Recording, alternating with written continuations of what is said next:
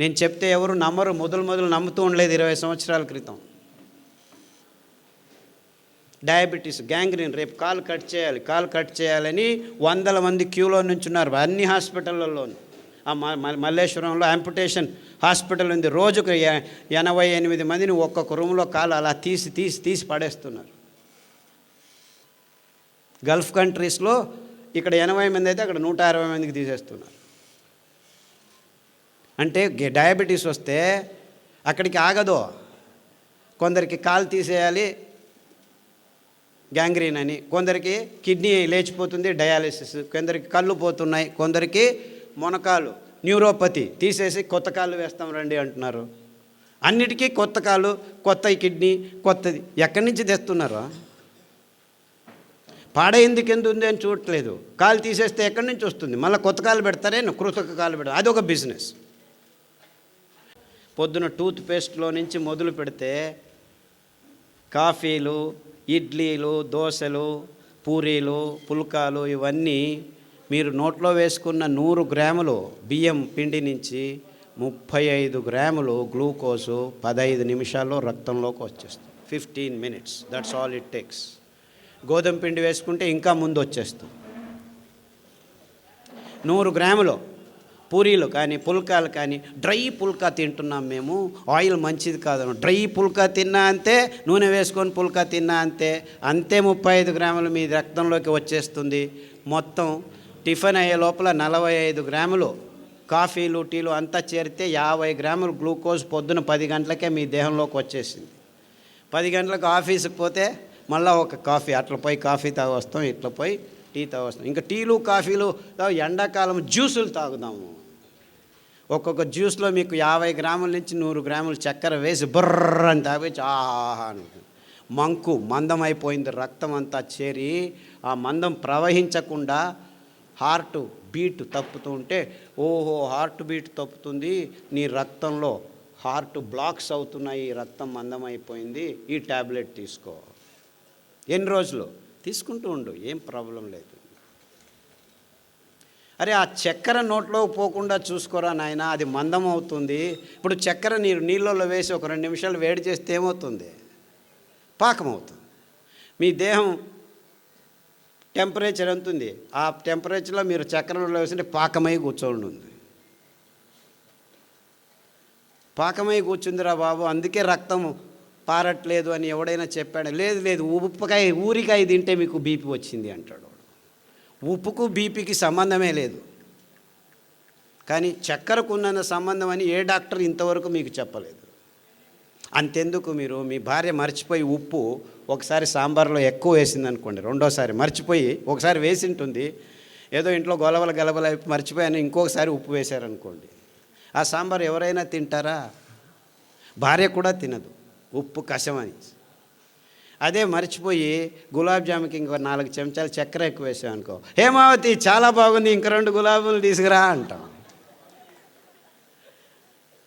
అంటే ఉప్పు మనం కావాలన్నా తినలేము. నాకంటే మీరు కొద్దిగా ఎక్కువ ఉప్పు తినొచ్చు, ఇంకొక ఊరగా ఎక్కువ తినొచ్చు, అంతేకాని ఉప్పు మన నోట్లోకి పోమన్నా పోదు.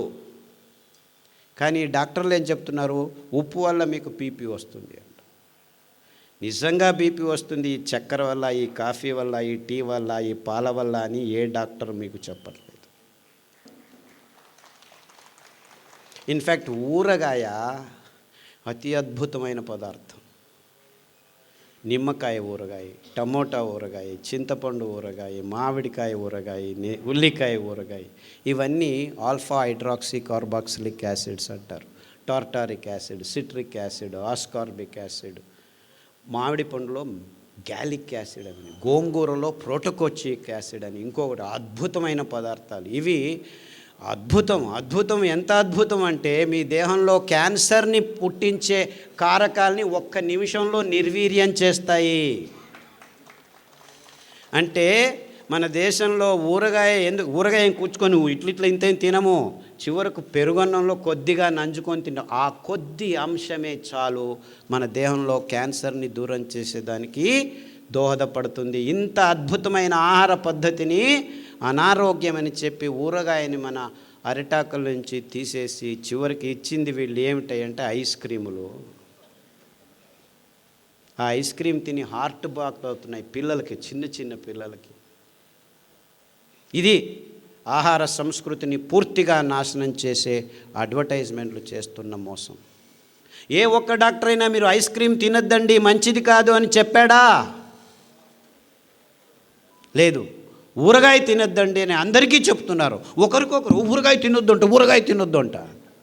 వాడెవడో అమెరికాకు పోయిన వెంటనే ఫోన్, అమ్మా మీరు ఊరగాయలు ఎక్కువ తింటున్నారు, కొబ్బరి చట్నీలు ఎక్కువ తింటున్నారు, ఆఫ్ చేయండి. అక్కడ మాంసము, పిజ్జాలు, బర్గర్లు తిని హార్ట్లు పుట్టుకు అని చనిపోతున్నారు. దాని గురించి ఎవరు చెప్పట్లేదు. కొబ్బరిలో కొలెస్ట్రాల్ లేదు, ఊరగాయలో బీపీ లేదు. ఉండే బీపీ, ఉండే రోగం, ఉండే షుగర్ అంతా షుగర్లో, పాలల్లో, కాఫీలో, టీలో ఉంది.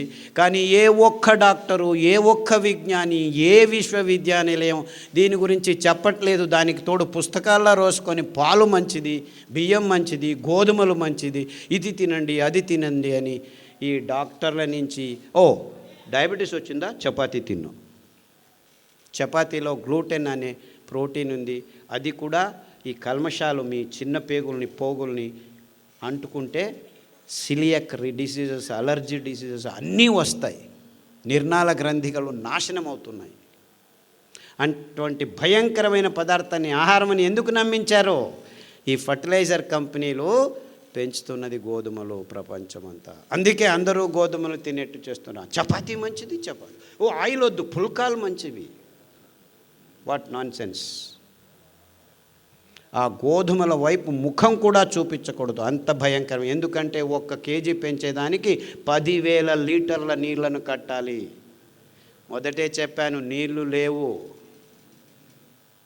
చక్కెర 1 కేజీ పెంచేదానికి 28,000 లీటర్ల నీళ్లను పెంచాలి, కట్టాలి మనం సాగుబడి. ఇంత భయంకరమైన పదార్థాలని ఆహారమని నమ్మించి మొత్తం ప్రపంచాన్ని నాశనం చేయటం ఒకవైపు అయితే, ప్రకృతి పర్యావరణాన్ని నాశనం చేస్తున్నాం మనం. మన జీవితాలు పాడైపోవడం ఒకవైపు, మొత్తం ప్రపంచంలో ఉన్న మూగ ప్రాణులన్నింటినీ నాశనం చేస్తున్నాం. ఎందుకంటే మనకు కావాల్సిన ఈ పందుల్ని, కోళ్ళని, ఆవుల్ని పెంచేదానికి మొత్తం ప్రపంచంలో పెద్ద పెద్ద అడవులన్నింటినీ నాశనం చేసేసి ఈ సోయాబీను, మొక్కజొన్న, పశుగ్రాసం తయారు చేస్తున్నారు. ఈ సోయాబీన్ మంచిది, మీకు ప్రోటీన్ అని చెప్తున్నారు. మన దేహంలో ప్రోటీన్ అవసరమే లేదు. 6%, 7% ఉంటే చాలు. ఆ 7% ప్రోటీను మన సిరిధాన్యాల్లో, కొర్రల్లో ఉంది, అరికల్లో ఉంది, సామెల్లో ఉంది, అండు కొర్రల్లో ఉంది, ఊదుల్లో ఉంది. ఏ డాక్టర్ అయినా, ఏ విజ్ఞాని అయినా ఈ విషయాన్ని చెబుతున్నారా? లేదు, ప్రోటీన్ కావాలి తినండి, ప్రోటీన్ కావాలి తినండి అని వాళ్ళు చెప్పారని మన ఆయుర్వేద పండితులు పొద్దున్న లేచి మొలకలు చేసుకొని తినండి ఇందిన్ని అని చెప్పడం మొదలుపెట్టారు. మొలకల్లో ప్రోటీన్ ఉంది, 24% ప్రోటీన్ ఉంది. అంత తినకూడదు. మీరు కావాలంటే వారానికి ఒకసారి ఏదైనా బేడలు, అది పెసలు కావచ్చు, ఉలవలు కావచ్చు, కందులు కావచ్చు, శనగలు కావచ్చు, అంతకంటే ఎక్కువ అవసరం లేదు. మీరు ఎక్కువ తింటే మీ పొట్ట అప్పుద్ది తెలుస్తుంది మీకు. గ్యాస్ పట్టుకుపోతుంది. గ్యాస్ ఇక్కడ ఇరుక్కుపోయింది, అక్కడ ఇరుక్కుపోయింది. ఈ మొలకలు తింటే ప్రోటీను, అంతేకాకుండా దాంట్లో కూడాను చాలా కార్బోహైడ్రేట్ ఉంది, మీ షుగర్ ఎక్కువైపోతుంది. ఇలా అవైజ్ఞానికమైన విషయాలన్నింటినీ వైజ్ఞానికమని చెప్పి మన నోట్లలో ఈ పదార్థాలు వేయటం వల్ల మన చిన్నపిల్లల నుంచి పెద్దల వరకు ఈ రోగాలు వస్తున్నాయి. అంటే మనం చేయాల్సింది ఇంతే. ఈ అద్భుతమైన వరి అన్నాన్ని, ఏమి నువ్వు చెప్పేది? వరి అన్నం అన్నం కాదంటున్నావా? వరి అన్నం అన్నమే కాదు. ఎందుకంటే అది తిన్న వెంటనే మీ దేహంలోకి సగానికి సగం గ్లూకోజ్ని 15 నిమిషాల్లో నింపేస్తుంది. అదే మోసము, అదే రోగము. ఆ గ్లూకోజ్ను నిభాయించుకునేదానికి రక్తంలో కాలేయము, ప్లీహము, ఇంకా వేరే వేరే నిర్నాళ గ్రంథులన్నీ చేరి ఇది ఎక్కువైపోయిందని గ్లైకోజన్ తయారు చేస్తుంది, కొలెస్ట్రాల్ తయారు చేస్తుంది, ట్రైగ్లిసరైడ్స్ తయారు చేస్తుంది, రుమాటిక్ ఫ్యాక్టర్ తయారు చేస్తుంది, కొవ్వు తయారు చేస్తుంది, మాంసం తయారు చేస్తుంది. అందరూ ఈ బాతు ఆ బాతు తినుకొని బాతుకొంబుట్టిదారే అంటారు కన్నడದಲ್ಲಿ. బాతుకోవడం అంటే లావు కావడం అని. సో ఇప్పుడు చిన్న చిన్న పిల్లలు 80 కేజీలు 90 కేజీలు తూగుతున్నారు. ఈ బిస్కెట్లు, చాక్లెట్లు, కాఫీలు, టీలు, నూడిల్స్, పిజ్జాలు, బర్గర్లు, గోబీలు, మంచూరీలు తిని తిని తిని చిన్న చిన్న పిల్లలు. మొన్న ఒక అబ్బాయి వచ్చాడు, 128 కేజీలు, 16 సంవత్సరాలు. అమెరికాలో obesity is a big problem. Obesity అంటే ఊబకాయింపు, పేరు పెట్టేశారు దానికి. అరే ఎందుకయ్యా ఇలా హూ అని ఊపిపోతున్నారు, గాలి ఊపినట్టు అంటే మీరు తింటున్న పదార్థాలని ఎవరు చెప్పట్లేదు. డయట్ చేయండి. సో అంతా ఒకేసారి తినద్దు, 2 గంటలకు ఒకసారి తిను, 6 గంటలకు తిను, 8 గంటలకు తిను, 9 గంటలకు తిను, 12 గంటలకు తిను. తినడమే పని, ఇంకేమీ పని లేదు మనకి. ఇది డాక్టర్లు చెప్పేది మీకు. ఏంది 2 గంటలకు తింటూ ఉండని చెప్తున్నాడు ఈ డాక్టర్. అది ఎంత వైజ్ఞానికము! ఇంకేం పని లేదా ప్రజలకి? 2 గంటలకు తినడం అంటే ఇంకేం లేదు, చేస్తూ ఉన్నాడు. మీరేమీ చేయొద్దండి, మేము రెడీ చేస్తాము ప్యాకెట్లలో, ఎంటీఆర్, మయ్యా, ఇది అది రెడీమేడు, ఆన్లైన్ చేయండి, ఆర్డర్ చేయండి, ఇంటికి తెచ్చిస్తాము.